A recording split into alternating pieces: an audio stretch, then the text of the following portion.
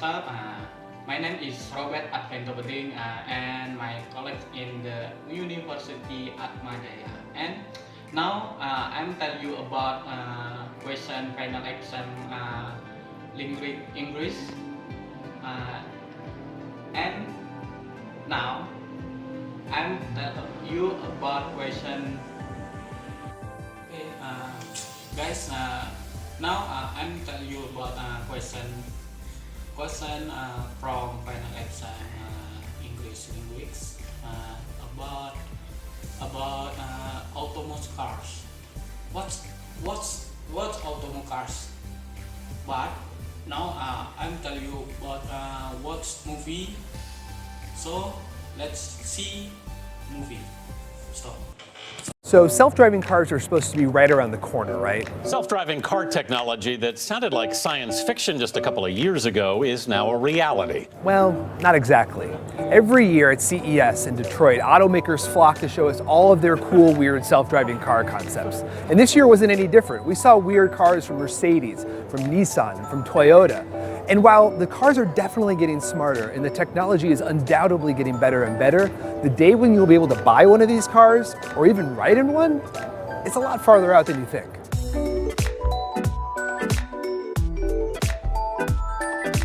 So, it's 2018. Where are we in the world of self-driving cars? The big takeaway from CES in Detroit was that automakers have stopped talking about demonstrating the technology or how good the technology is and started talking about how this technology is going to be used and how it's going to make them money. And that's a big deal.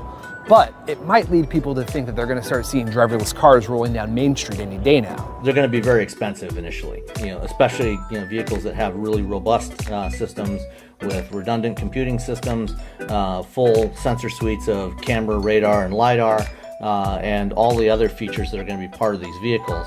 So there's the cost factor, and then there's also concerns about liability with the vehicles. If something goes wrong, and it almost certainly will. I mean, we've already just seen the first lawsuit filed against a company testing one of these in San Francisco. So there's the liability concerns, and then longer term, if you look at the traditional model of a manufacturer sells a car to a consumer or sells it to a dealer who sells it to a consumer, and then they're basically done with it except for selling service parts. That's going to change, and we've already seen that happen with Tesla with doing over-the-air software updates. That's going to be happening with all of these vehicles going forward, and the whole model of support for these vehicles is going to shift to one of basically lifetime support for the vehicles, because they are going to require software updates and particularly security updates. And if you are just selling the vehicle and getting revenue for it one time, then it's hard to work out how you're going to pay for that ongoing support of the vehicle. A quick glance at the show floor here should be a huge wake-up call to anyone who thinks that this shift to autonomous cars isn't going to be incredibly messy. It's SUVs and trucks and crossovers as far as the eye can see. Americans are still addicted to giant gas guzzlers, and who can blame them? Gas prices are super low right now. I mean, car companies are talking about things like mobility and smart cities and autonomous cars, but it's the Ford F-150s and the Chevy Silverados that make the money. So I guess the silver lining to the reality that we live in today, where trucks and SUVs dominate our car culture, is that car companies then take those profits from these vehicles and pump them into mobility projects for autonomous cars and connected cars, which is a good thing. So in 2019, we're going to start to see some of these projects move into more cities. And then by 2020, we're going to start seeing cars without steering wheels or pedals hit the road, fully driverless cars. And that's going to be a really, really big deal. But again, it's important not to get ahead of ourselves. It's probably going to be primarily urban areas where there's a high density of travelers. San Francisco will almost certainly be one of the first markets, especially for GM. I wouldn't be surprised to see the Phoenix area be one of Waymo's first markets. So those sorts of environments where you've got a high density of ridership that can operate both point-to-point and first-mile, last-mile services for riders, and then also start to incorporate some other services that can be used with these vehicles, and building these business models, bringing in other partners to utilize these vehicles when they're not carrying passengers. You want them doing some sort of revenue generating work. So Toyota announced their e-Pallet alliance. Ford is partnering with Domino's, Postmates, and Lyft, and we'll probably see other similar announcements coming from the other companies over the next few months.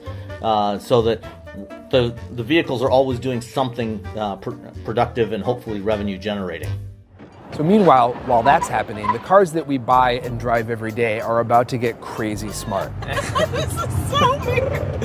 I'm thinking Tesla with autopilot or Cadillac with Super Cruise, these highly automated driver assist systems that basically let people take their hands off the wheel and their feet off the pedal, and the cars, for all intents and purposes, drive themselves. Now this is going to help pave the way to fully driverless cars, the idea being that as we're driving these really smart cars, we're going to get more comfortable with turning over control to our vehicles. And that's going to help us get to a point where, hey, it's okay to drive in a completely driverless car because I feel comfortable letting this car drive itself. Now these are systems that are only available in pretty high-end luxury vehicles, and the hope is that eventually they'll start to make their way into more affordable mass market vehicles, or else it's only really going to be available to rich people, and that would suck. Cars are an integral part of our society, but they're also really dangerous, and it doesn't hurt to approach this whole technological shift a little bit more conservatively. Look, I like self-driving cars as much as anybody else. The idea of less traffic, fewer deaths, and less congestion is, I think, a great idea. But this is still a long ways away, even if we're just now starting to see what this huge technology is going to look like. Yeah, I was just looking for a volume button. Could we turn it down a little bit? No, down. We were just gonna try to shoot a video right here, and we just wanted maybe a little quiet for a sec, if that's at all possible. It was a video about autonomous car. So now I'm tell you about autonomous car. Autonomous cars and autonomous cars, cars also now as driverless cars, self-driving cars and robotic. The robotic cars is a vehicle that is capable of sensing environment and navigation without human stop. So next, I'm tell you about autonomous cars combine a variety of techniques of autonomous cars.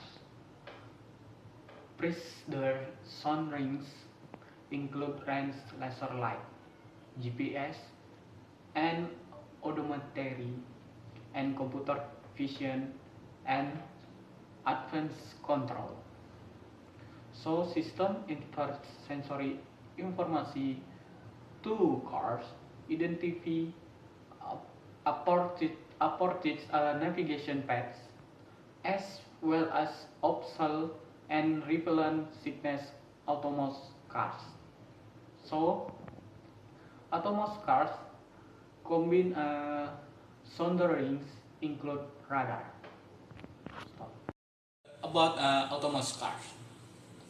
So I'm answer about autonomous cars, the potential benefits of autonomous cars. Autonomous cars include reduced mobility and infrastructure, and then cost, increase safety, increase mobility, increase customer satisfaction, and reduce crime. And then specificity and significant reduce in traffic collision. And then autonomous cars, the resulting injuries and result costs. Autonomous cars include less need for insurances, but autonomous cars mobility and stratification reduce crime. Watch video, so you all see video now. Okay, stop.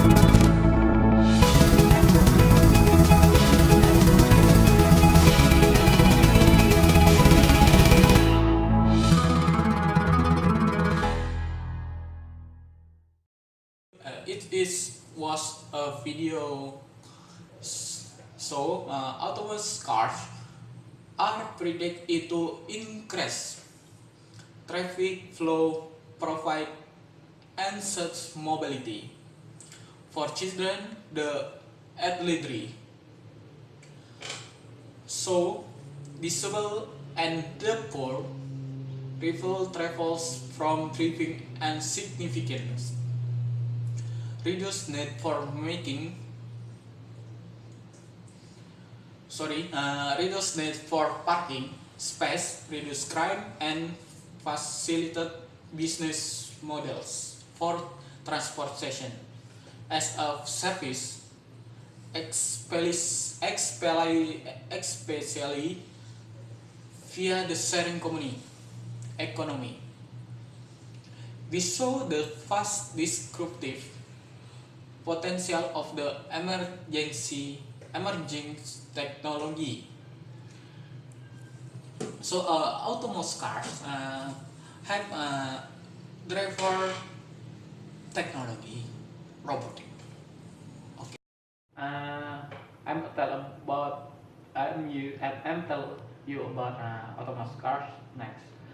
It's part of the various potential benefits to increase visual automated. There are useful problems, dispute, concurrent liability, and then responses by individual to for the control of their car. Customer concerned about the safety of driverless cars, and then autonomous cars in the implementation of a legal framework, establishment of government regulation, risk of loss of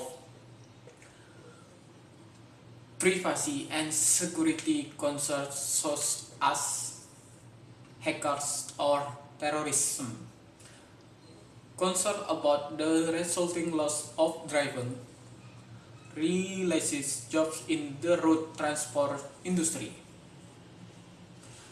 and then autonomous cars and risks of increased substitution as travel becomes less costly and time consuming. Many of these issues are because autonomous objects for the first time will allow computer to roam freely with many related safety and security concerns. Okay. Okay, thank you for you all to hear my explanation about autonomous cars. Okay, what's the explanation about the autonomous cars? So short take of the advantage and useful for the people. Okay, stop. Miss Dita, thank you very much to Miss Dita, because Miss Dita teaching well and true for this. Once again, thank you so very much for Miss Dita. Okay, stop. And thanks to classmate friends and thanks to for Cipta Tegar, because he helped me making in the process of the video. So video now is over. Okay, see you next time.